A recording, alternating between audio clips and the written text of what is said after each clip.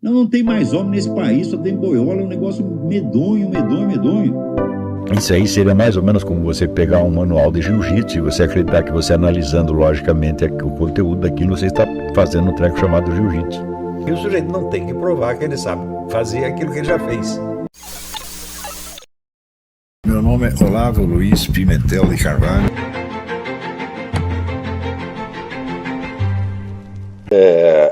No seu livro Introdução à Ciência do Direito, o Miguel Reale inventa um termo é horroroso, mas é perfeito, né?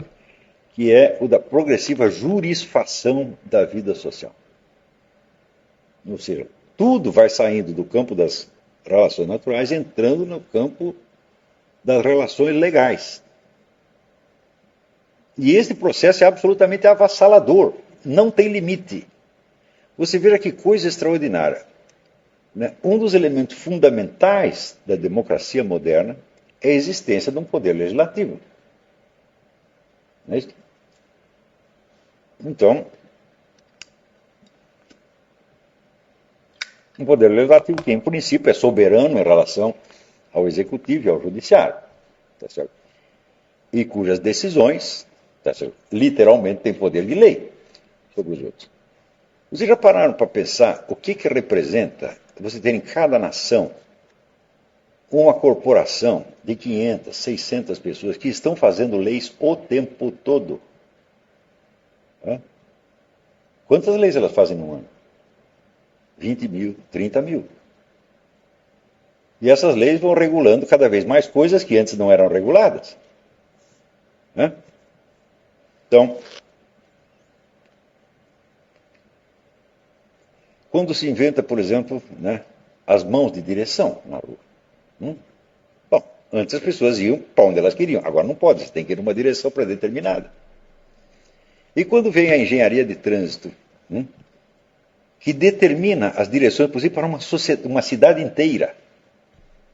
Ou seja, você já sabe para onde as pessoas vão circular antes delas terem circulado. E em certas cidades existem mãos de direção para os pedestres.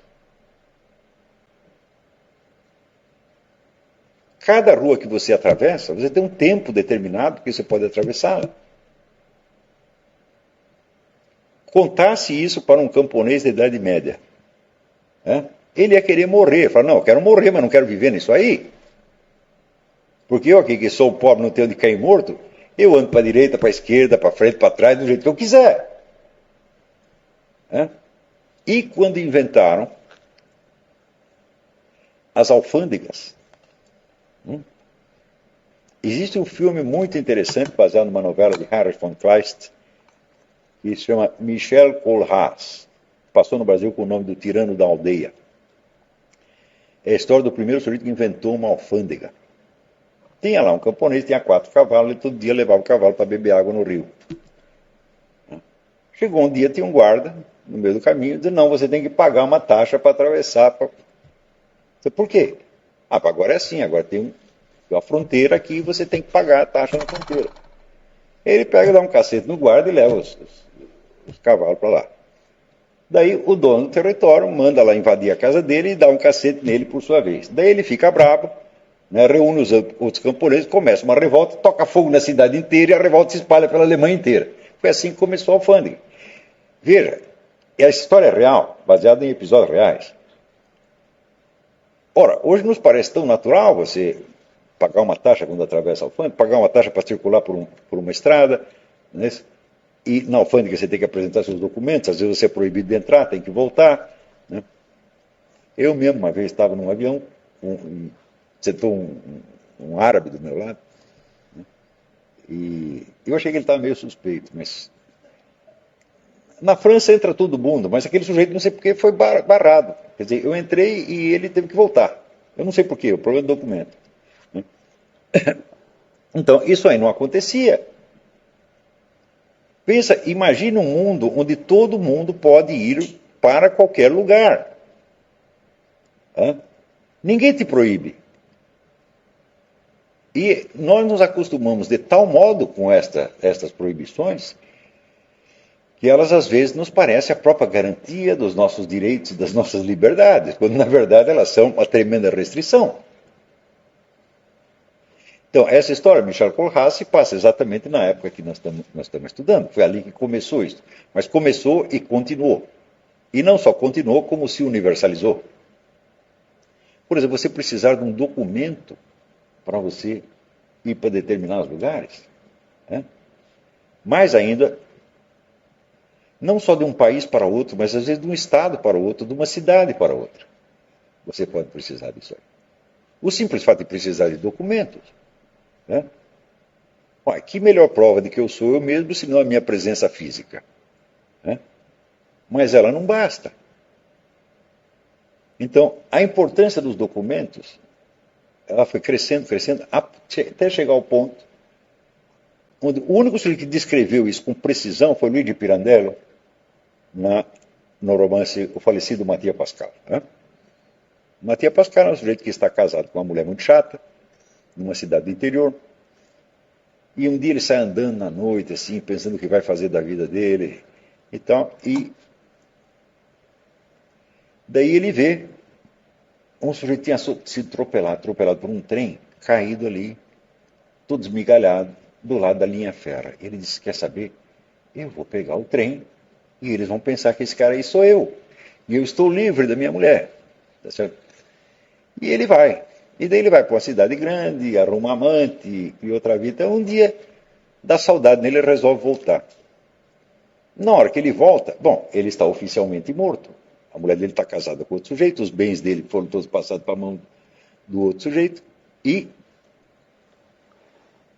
não tem mais retorno. Quer dizer, você está oficialmente falecido. Então, o único lugar que ele arruma lá é emprego de servente da igreja, onde ele fica lá varrendo a igreja, né? E quando as pessoas, quando é apresentado para alguém, ele diz, muito prazer, eu sou o falecido Mattia Pascal. Então ali ele descobre que os documentos têm mais realidade do que ele. Quer dizer, eu sou um nada, só vale de mim aquilo que está nos documentos. Tá certo? Então, isto é a realidade do que nós vivemos. E nós nos acostumamos de tal maneira com isso, que a posse dos documentos, de certo modo, reforça a nossa identidade, mas é uma identidade que não existe, evidentemente. Né? Quer dizer, como é possível o Estado me dizer quem eu sou? Veja, se a identidade oficial, oficialmente admitida, começa a prevalecer sobre os dados da experiência direta, a consequência disso é imediata. Começa-se a imaginar, vamos dizer, que a sua identidade é aquela que a sociedade te deu, e não aquela que você efetivamente tem por natureza. Automaticamente, se torna difícil conceber que uma pessoa humana seja algo por si mesma e sem o reconhecimento da sociedade. E este é um argumento fundamental do movimento abortista. O indivíduo só adquire o estatuto humano pela sociedade e a cultura que lhe conferiram identidade. A ideia é falsa, mas de certo modo ela se tornou irresistível porque ela não traduz a natureza das coisas, mas traduz a situação efetiva na qual nós vivemos na sociedade moderna. Então fica difícil você argumentar contra o aborto para pessoas que não enxergam a sua identidade em si mesmas, mas naquela figura projetiva que a sociedade colou sobre elas. Ou seja, se o próprio indivíduo está convencido de que a sua individualidade, a sua personalidade humana for uma concessão estatal, por que ele vai achar que o outro é melhor que ele e que o outro tem, por assim dizer, uma natureza natural, uma identidade natural, vamos dizer, inerente? Nós enxergamos os outros através daquilo que nós pensamos de nós mesmos. Se eu acredito que eu sou um produto da cultura, tá certo? E um produto da sociedade, então o outro também deve ser. Então você veja, para você convencer um abortista convicto, para você persuadi-lo de que ele está errado, todos os argumentos do mundo não bastam, você precisa mudar a percepção que ele tem de si mesmo. É um processo muito mais profundo e muito mais complexo. que às vezes pode acontecer mais facilmente por alguma experiência traumática que ele tenha, tá certo? Do que por todos os argumentos do mundo. Eu não estou justificando o movimento abortista, eu estou apenas explicando. Não é isso? Então, vamos dizer, é por isso que um sentimento de revolta, de ódio contra essas aberrações da sociedade moderna, ele frequentemente não se justifica. Porque as pessoas estão pensando, elas estão acreditando, quer dizer, não naquilo que elas deveriam acreditar, mas naquilo que, de certo modo, elas são forçadas a acreditar. Tá certo? Então, por assim dizer, não se pode dizer que elas têm culpa disso. Elas não têm ideia de como entraram naquilo. E para tirá-las de lá, eu digo, bom, se uma convicção do sujeito está baseada no próprio sentimento de identidade que ele tem, não adianta eu mudar a ideia sem mudar a identidade. E mudar a identidade de uma pessoa não é fácil. Fazer o indivíduo perceber que ele tem uma identidade inerente, inata e, por assim dizer, eterna, se ele está persuadido, tá certo, de que ele é um papel social determinado pelo Estado, é coisa muito difícil. Então é por isso que eu digo que este mundo, vamos dizer, essa superestrutura burocrática que se sobrepôs às individualidades concretas, ela retroage sobre a individualidade e cria novos tipos de individualidade que antes não existiam. O próprio ideia, vamos dizer, o funcionário impessoal. Você não encontra isso na Idade Média, no Império Romano, na China, em parte alguma você encontra isso. Aliás, na China encontra, perdão, a China foi pioneira da burocratização. Quer dizer, os funcionários chineses eram treinados desde a escola para eles serem iguaizinhos aos seus antecessores. Por exemplo, na escola aprendiam redação, e a redação boa não era aquela que fosse criativa, que fosse original, não, era aquela que fosse igualzinha ao modo como os outros funcionários escreviam. Então, eu tenho um amigo que mora na China há 20 anos e ele diz que o chinês não tem a menor ideia de individualidade humana. Ele só tem ideia do grupo, da família, do emprego, da função, e acha que uma pessoa pode facilmente ser substituída por outra. Tá certo? Eu digo, mas isso não veio do nada. Né? Isso não é genético. Isso foi aprendido ao longo de muitas gerações, de maneira que o chinês se antecipou ao mundo no processo de burocratização e despersonalização. E se me perguntarem por que foi tão fácil na China matar 70 milhões de pessoas sem que ninguém achasse ruim? Isso foi longamente preparado por essa tradição de despersonalização. Então, quando nós vemos uma coisa como o comunismo, por exemplo, os regimes totalitários, eles não são senão, quer dizer, o aperfeiçoamento extremo da burocratização, onde todas as pessoas são conhecidas não por aquilo que elas são na realidade, mas por uma posição social que os outros lhe atribuem, frequentemente é uma posição imaginária. Por exemplo, quando começou a famosa liquidação dos kulaks, kulaks eram camponeses ricos, que então eram tidos como inimigos da Revolução. Mas o que era um camponês rico? Era um camponês que tinha 2 vacas. Então, não era rico efetivamente. Ele não era rico, não era explorador capitalista, não era nada, era apenas o proprietário de 2 vacas.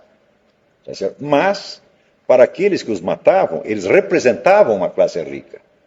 Então você matava o sujeito, não porque você tinha algo contra ele, mas porque ele pertencia a uma classe social imaginária que o Estado vestiu nele.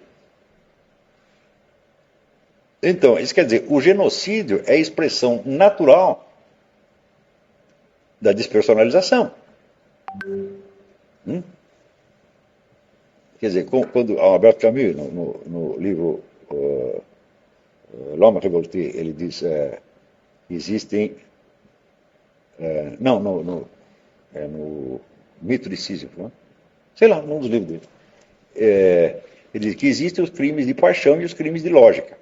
Tá certo? Então, evidentemente, o genocídio é sempre um crime de lógica. Ninguém vai matar 70 milhões de pessoas porque está com raiva delas, né? Ou porque elas comeram a mulher dele. Não, certo? Ele está matando apenas um número, uma entidade abstrata. E isso vai se tornando cada vez mais fácil. Porque você vai se criando os meios técnicos de você cometer violência sem que o impacto dela retroaja sobre a sua alma. Por exemplo, você pode fazer você pode bombardear um acampamento assistindo a coisa só por satélite. Onde vai aparecer umas figurinhas assim, sendo bombardeado lá dentro. Parece um videogame, né? Não parece realidade. Então você tem todo um efeito desrealizante. Né? Esse efeito desrealizante chega ao ponto de que, às vezes, certos filmes de ficção, onde você vê batalhas, lhe parecem mais reais do que um documentário de batalha. Quando eu assisti pela televisão, vamos dizer, o bombardeio de Bagdá, né, você só via aquelas luzes voando daqui para lá, até lentamente. Olha que bonito, né? Então parecia um espetáculo pirotécnico. Mas é totalmente irreal. Então, este processo de desrealização e de dessubstancialização da individualidade humana, né, e de substituição por uma entidade abstrata criada legalmente, começa nesse período e continua. Então, essa é, sem dúvida, uma das raízes da modernidade.